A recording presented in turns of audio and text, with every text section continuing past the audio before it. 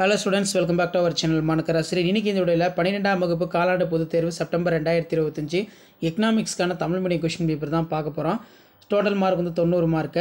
So நீங்க எந்த டிஸ்ட்ரிக்டா இருந்தாலும் சரி இந்த क्वेश्चन பேப்பர் ஒரு மாடலுக்கு பார்த்து வெச்சுக்கோங்க. மறக்காத வீடியோ ஃப்ரெண்ட்ஸ்க்கு ஷேர் பண்ணிக்கோங்க. மாணக்கராசிரியர் டிஜிட்டல் சப்ஸ்கிரைப் பண்ணிக்கோங்க.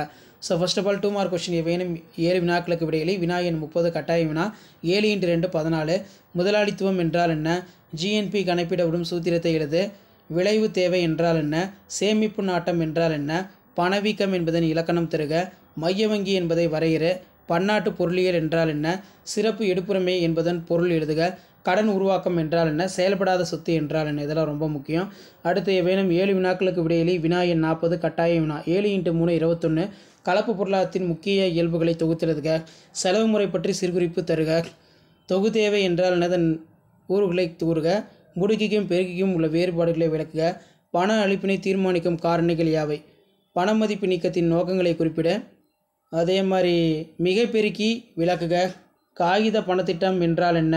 அனைத்து வினாக்களுக்கு விடைகளை பொறுத்த வரைக்கும் 7 * 5 35 இதில் பேரின பொருளியல் பரப்பில்லை வரி ADF ASFக்கு இடையே உள்ள சமநிலை வரைபடம் தேசிய வருவாயின் முக்கியத்துவத்தை வரி முடுக்கி இயங்கும் விதத்தினை வரி பணத்தின் பணிகளை விளக்குக. உள்நாட்டு வணிகத்திற்கும் பன்னாட்டு வணிகத்திற்கும் இடையே உள்ள வேறுபாடு இந்திய ரிசர்வ் வங்கியின் பணிகளை விவரிக்க. குறிப்பு வரைக. சார்க் பிரிக்ஸ் அதே மாதிரி உலக வங்கி பணிகளை வெளிக்கொணர்க. முதலாளித்துவம் சமத்துவம் கலப்புத்துவம் இவற்றின் தன்மையினை ஒப்பிடுக. அதே மாதிரி தொன்மை கோட்பாடு மற்றும் கீன்ஸ் கோட்பாடு ஆகியவற்றுக்கு இடையான வேறுபாடுகளை எழுதுக. அதே மாதிரி எர்விங் ஃபிஷரின் பண அளவு கோட்பாட்டினை விளக்குக. பொருளாதார முன்னேற்றம் மற்றும் வெளிநாட்டு நேரடி முதலீட்டிற்கு இடையே உள்ள தொடர்பினை விளக்குக. பணவியல் கொள்கை நோக்கங்கள் யாவை விளக்குக.